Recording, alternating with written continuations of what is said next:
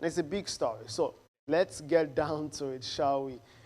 Results eventually announced of the presidential election in Kenya.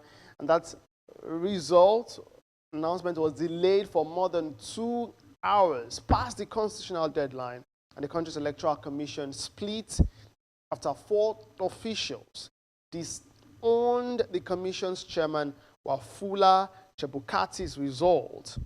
And the opposing officials staged a press conference of their own at another venue, disputing the official results. But so then, what are the lessons we need to learn from here? Of course, several persons, several commentators have spoken on this matter.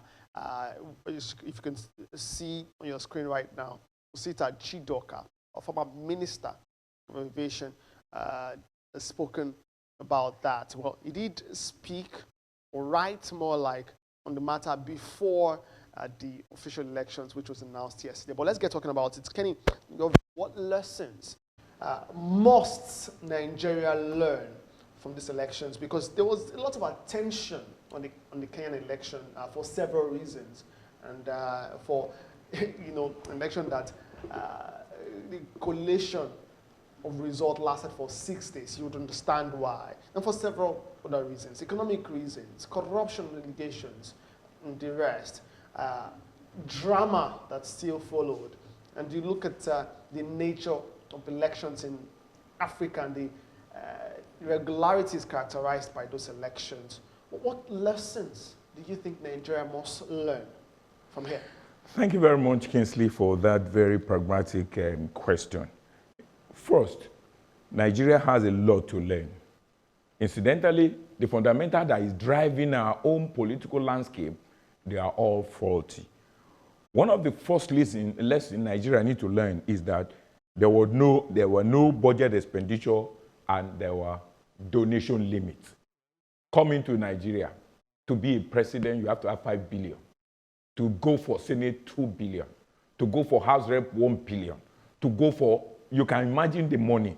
So if people can put in such money, you can even know that in Nigeria, for you to be a party nominee, to be nominated as a party candidate, somebody spent as much as $20,000 for 744 delegates, amounting to over 900 something billion to get a claim. What do you expect such a candidate to do when it comes to power? So we're standing on a very wrong pedestal across all the parties, because no single of the people will say they did not spend money. The only people that will say they will not spend money may be MPPP, because it's his own party. And originally, he's a natural leader. Just to mention, we just mentioned real quick, we have the limits to spending also in the new Electoral Act. Yeah, we have a limit to spending, but what we're saying is what has gone into this election is humongous. The limit is just on paper. I don't believe they are going to exercise anything. If they actually go in by that limit, how do you expect to be a candidate? You are spending 9 point something billion. How do you relate to the limit? Before the election, before the general election. The other one is issue-based. It is a shame and it's an aberration for now. We are now denigrating one another. We are calling ourselves names other than looking to the issue. So what they should focus on they should focus on issue-based. And 2 things that is very important. 1, issue of insecurity, issue of social welfare, issue of infrastructure, and ability to tell those people who wants to come to power. For instance, I'll be very specific. If we will start recognizing them, if, for instance, Obi can condemn terror, IPOP and this and prescribe them. If Asiwaju can condemn Oraisa Boy and if Atiku can talk about the terrorists, and say the proscribe and make a categorical statement about them, then they will go, they will endear to your house. Because if a man cannot organize his region, if a man cannot be a hero in his region, how can that man come and tell me he wants to rule Nigeria? That's one. Secondly, the issue of political dynasty and hegemony of rulership didn't count. Ralinga and Odinga is a protege of Odinga and Uhuru. His father was a prime minister in president's regime. But however, that didn't count. It didn't count. Though in Nigeria, I have spent 30 years in politics. It's a sham. It's a scam. I know of people who are in politics that their children were born into it. They also enjoy the booty up to the point that they are now conceding position Some of them that chair in the House of Reps, House of Senate, we are seeing it. But Kennedy, President-elect William Ruto has spent 10 years as a deputy president. Talk about hegemony. What I'm saying, you see, if you are elected, you can be the longer you are, the more the experience you have. I'm saying those people who are deriving their power from the political dynasty. We have no record that William Ruto has a political dynasty following. Really, Harele Odinga, you understand? His father was a prime minister. He himself was a prime minister. You can see what I'm saying. Unlike Nigeria, where somebody who happened to be in a political building will now hand over to his children. So impunity continues to go. What we're saying is, you might be in the house for you to have the longer you stay, you have understanding of the problem and the prospect you too. That is what helped William Ruto, because he has right understanding, he can approach the issue. And you also see now that, why is it that the president, they always at rancor, they don't support their vice? Because of the impunity and characteristic corruption they do. That's why they're always at loggerhead with them. So we're supposed to learn from that. Then we're now beginning to the other aspect is gender equity. Ability to have a balanced structure in gender. But here in Nigeria, because it's transactional, it is you who have stolen. A lot of people who are in political dynasty have stolen so much money through their activities. So therefore, they have money. So if the environment is transnationalized, how can we talk of gender equity? And even if the people were promoting, the genders inclusive we want to do, those who are presently there, what is their contribution? Are they not naive? Are they not do? If you give them power, even the power they have, they misuse it.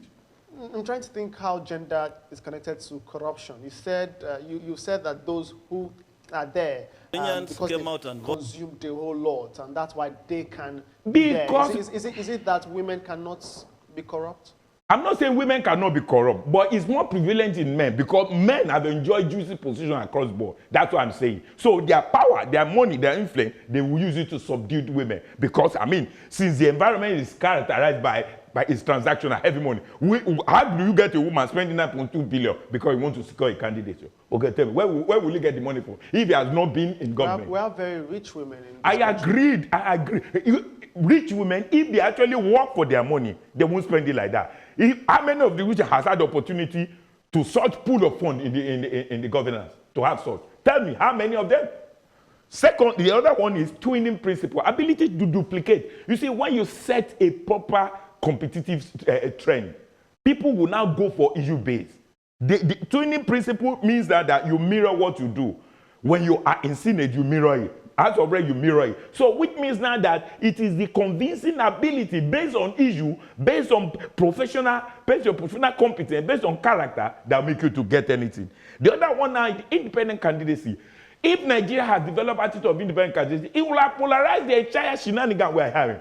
We have a lot of falsehood in the political space now. People promising what they don't even understand. People who don't understand the problem, who have not come into the realm of national life, are promising heaven and earth. How would the independent candidacy fix that? Good. Independent candidacy comes into, before you come, you want to come, you must have been an experienced person who had done a lot of research, who had done a lot of businesses, both at government, at individual, and you have behavioral pattern and understanding. Also, people who have international connection. That's what I'm saying. For instance, if the president of African Development Bank showed interest, it's an independent candidate. We know what he is doing. If Iweala come to show interest, we are saying people that has what it takes. Let me understand clearly what you're saying, Kenny. You're saying your version of an independent candidate is one who has not been in the political space. Who has not been through, who has not been gone through the impunity and protege of these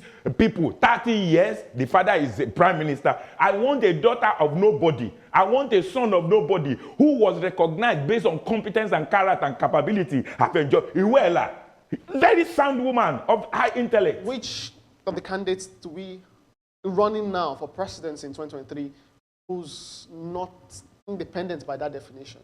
None of them. None of them. All of them have characteristics. None of them.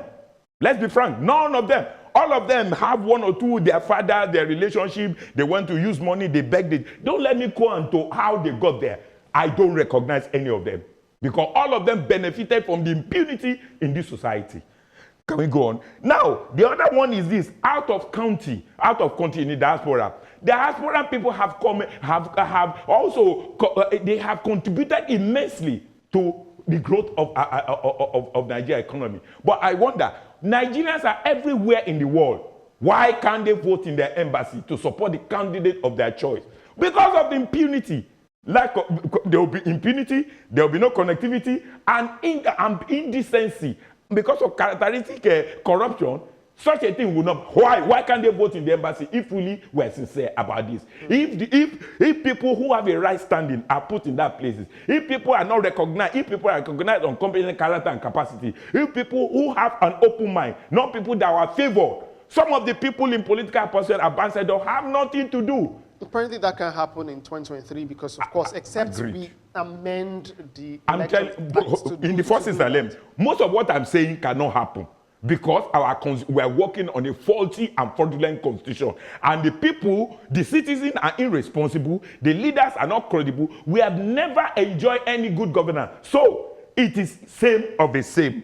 The next thing is this: we have a lot of people. I'm just trying to say the lesson we should learn. But some of the lesson is not applicable because we are already on a faulty foundation. We already have people who are apocalypse and identikit of one another, who have benefited one another, who have corruptly enriched themselves through the public, who have done one or two businesses without following protocol. They are all billionaires coming into it. So the electoral process in Nigeria is redeemable? It is redeemable, but cannot be redeemed, as we're saying, because it's too late to cry.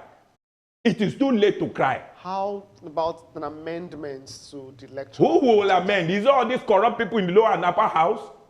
Forget it, not now. All right, let's before we continue with some of the lessons you have to mention, let's talk about irregularities we saw in the Kenyan elections.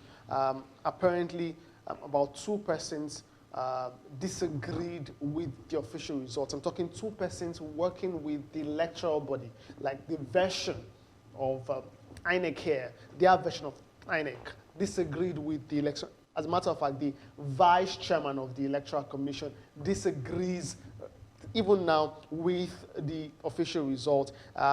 Also, Ruto's rival, Odinga's coalition, also rejected the election results. That was before they announced it. Even if there are no evidences as we speak, especially from Juliana Cherera, who is the vice chair of the commission.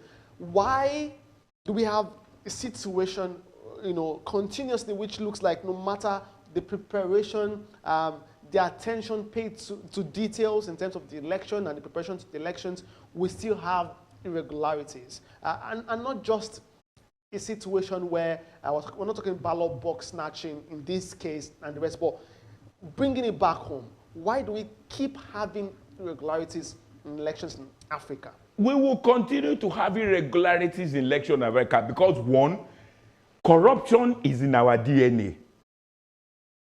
Absolute power corrupts absolutely, is part of our life. So, remember, there are 4 things that is required to run any institution. You must have the people, you must have the understanding of where you are doing, which is the place, you must have understanding of the process, and you must have understanding of technology. Among all these variables that I've mentioned, only one is significant. This is people. Nigerians are very toxic, very acidic, and also power drunkenness. No matter the system they do, even if angel comes from heaven to come and be part of INEC, they will still be fraudulent. Remember, somebody appointed the chairman. Somebody appointed people commissioner. So in as much as our foundation is wrong, give opportunity to every African, they will not read. What is happening in Africa is that, one, there's a difference between people who have learned and have thought.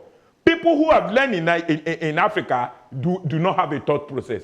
People who have thought process do not learn. You will see characteristically, ignorance is what is in it, and greed to power, money, looting with impunity. Kenny, isn't that an insult to lots of intellectuals, African intellectuals who continually churn out and do well in their various fields, to say that people who have learned do not think, and people who think have not learned? So how exactly do you put it? Well, I won't say it, because I'm part of them, I won't say it's an insult. If you are operating on another sphere, you don't operate within a political space. Understandable. There's no genius you will bring into this. Remember, the professor of robotics they brought to power, didn't they humiliate him? Okojo Iweala, very beautiful in brain and approach. What happened? Ekwesile, I'm sorry if I don't know how to pronounce the name. These are people, Ekwesile. These are people who are numbered, lettered, intelligent, who have a vibrant mind. You need to sit with these people. Have you ever pressed them? Look at our doctor, who is the African Development Bank. Look at Nigerian tracing blade, but let them come to this Nigeria we're seeing. Because we have a hegemony of rulership who are bent-tongue on creeping Nigeria resources. Nigeria is not poor. Our money is in the hand of individuals. So from what you're saying, it feels like the problem for Nigeria is not the president necessarily, it's not the leader of the country. The problem in Nigeria is, one, partially the leader because he represents the interest. But the people who are the kitchen cabinet, the cabal, strangulating him, threatening him, because we don't have one leader we have, a lone leader of principle. They are not leaders that are credible. They live by what people say, they do by what people say. They don't have mind of their own. If that's the case, why do we bash presidents a lot? I mean, in this case, President Buhari is still the president, lives in about 4-6 months, right? And why not blame those around him and not him? That is the problem. That is the cacophony we've introduced. Nigerians who do evil are behind the door, behind the camera. For me, when I want to discuss, I discuss every office of the president and I also discuss president. The two of them are not the same thing. The president of this country is Muhammadu Buhari, a retired general. But I can speak to the office of president. If you pick the president as a person, the characteristic trait, his intention, his belief, what he wants to do is different from what he's exhibiting as the office of president because he cannot act alone. He must have kitchen cabinet. The evil that is overturning Nigeria are the cabal, are the unknown face. Look at all, it took 6 months to have a minister, and all the ministers were dead on arrival minister. Who will say, take a bow, take a bow. Look at all the anti-graft agencies. Is it their fault that they walk into the National Assembly and they are told to take a bow? It's not their fault. Because we have people, look about almost all the assembly, we have people who are exceptionally brilliant among them. But we have few, we are only few. The rest are bigots. You can imagine how much they get. You understand? How much do they get? You can imagine how much millionaire, there's nobody that is there that is not a multi-millionaire. I'm trying to imagine. No, I don't have the figure. I don't have the figure to tell you. But all of them, all the institutions, all the contract, look at NDDC, off the mic, off the mic, off the mic. Why are they offering the mic? Because the people who are even screening are guilty. The people in the civil service, the people in the lower and upper house are all fraudsters that have corruptly enriched themselves. What is the hope of common masses? Where are we going? We're going nowhere. Nigeria is in doom. I can tell you for you. All right, so we're looking at lessons from the Kenyan elections. Lessons Nigeria must learn. Because, of course, just 192 days from now, we would be having a presidential elections, electing leaders across board, National Assembly, governors, some states, not all the 36 states, by the way. We've had elections in Ekiti on a short state. Let's go on a short break. And then after the break, we'll take your calls and contributions. And, well, we'll then look at lessons, draw that from the last 2 elections we've had, Ekiti State, Osun State, what Kenya did differently this time. You hear from the President-elect William Ruto, who mentioned the facts that they did use a server, something Nigeria is looking to use in 2023, or already plans ongoing for that by the Independent National Electoral Commission. Let's go on that short break. When we get back, we'll talk about that and more. Do stay here. Kenyans came out and voted on the 9th of August, and these are the results of what the will of the Kenyan people reflects. These results are in the public portal. The same results which I'm reading here are the ones in the public portal. All right, so you heard that. The results is available in the public portal. which means that, well, it's available for those who have problems with the result to go check. We had a big issue with that in 2019 where I think it was the PDP who went to court to say, well, results from the server, this is what we have, this is not the official result. But I think all of that will be sorted in 2023. We saw what the Independent National Electoral Commission did in Osun State with the server, and what lessons we must learn from Kenya. You've mentioned the diaspora voting, which is not a conversation for right now because it's not in the plans for 2023, at least not right now. But what further lessons must we learn as we prepare to deploy technology a lot more for elections in 2023? Well, the lesson we should also learn is one, we need to strengthen the technical aspect of INEC. Remember, there's a joint committee between the mobile network provider. I'm sorry, Kenny, please, let's take this call real quick. We have Ola on the line. Good morning to you. Welcome to the Big Story. Hello, you there? All right, the number to call is 0906 000 5100. Again, 0906 000 5100. That's the number to call. Number is on your screen. There's a WhatsApp line also on your screen. You can join the conversation either via WhatsApp texting and via the phone number as well. You can go straight to Facebook where we're streaming live and drop a comment. We'd like to get your thoughts. Please continue. Now, one of the lessons we talk about. Sorry, back. Okay. Hello, good morning. Hello, good morning. Aha.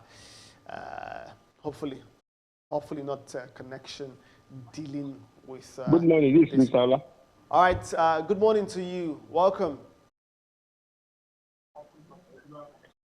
Yeah, I just want to make a contribution on this program. Please do go on. Am I on?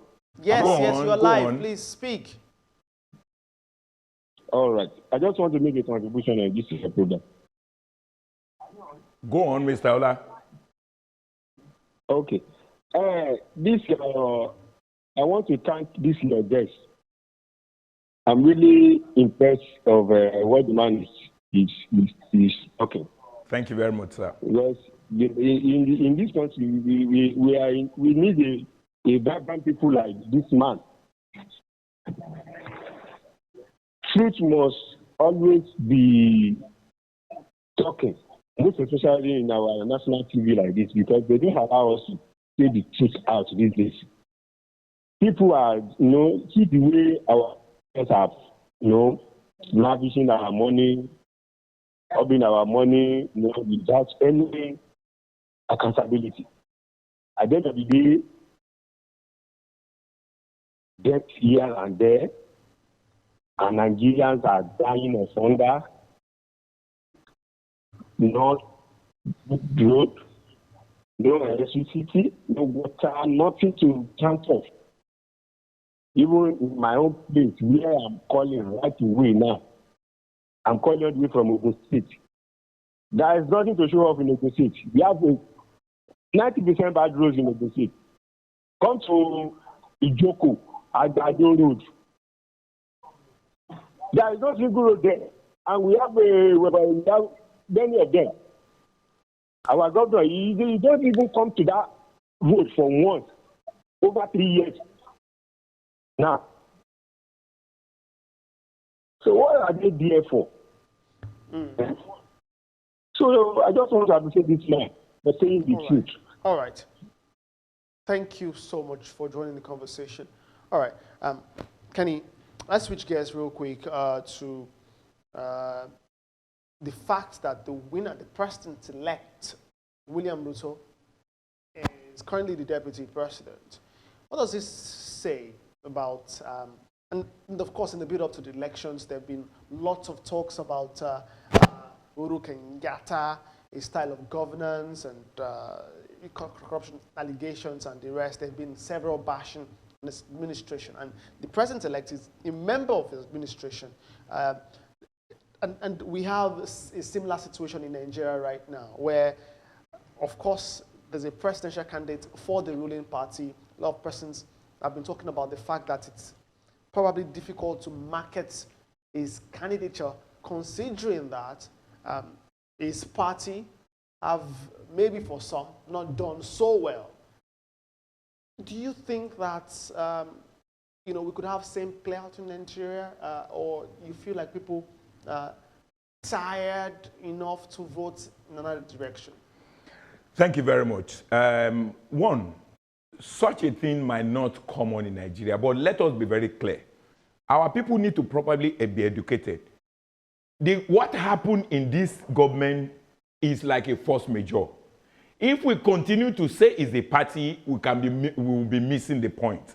It is better, because party is an adjective to qualify people coming together to exhibit their mandate, their goal. But we've seen clearly that there's a clear-cut deviation from what APC was supposed to achieve from here. So the party's issue stopped at that end, which means interest was what brought us to where we are now. We now need to be looking at the act. Hold on. So I just have a question. So the All Progressives Congress is not responsible for what's happening right now? I will not say it's APC that's it. I will say the individual, the actor, the agitators in this government ruined the government. It's part of the party. Hold on. You see, that is the shenanigan most Nigerians are buying in. Refusing to actually go straight to the point. Look, if you have a party is a name, APC. But a party will decide on the candidature to fill certain position. Look at the process with which they appoint the minister. Look at the position, look at how they traded power and impunity, nepotism played out in picking people in so many positions.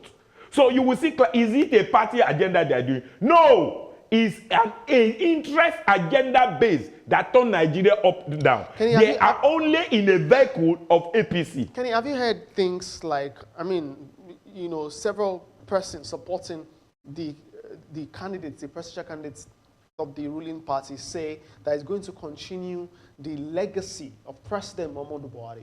Those are the languages people use that I feel baffled with it.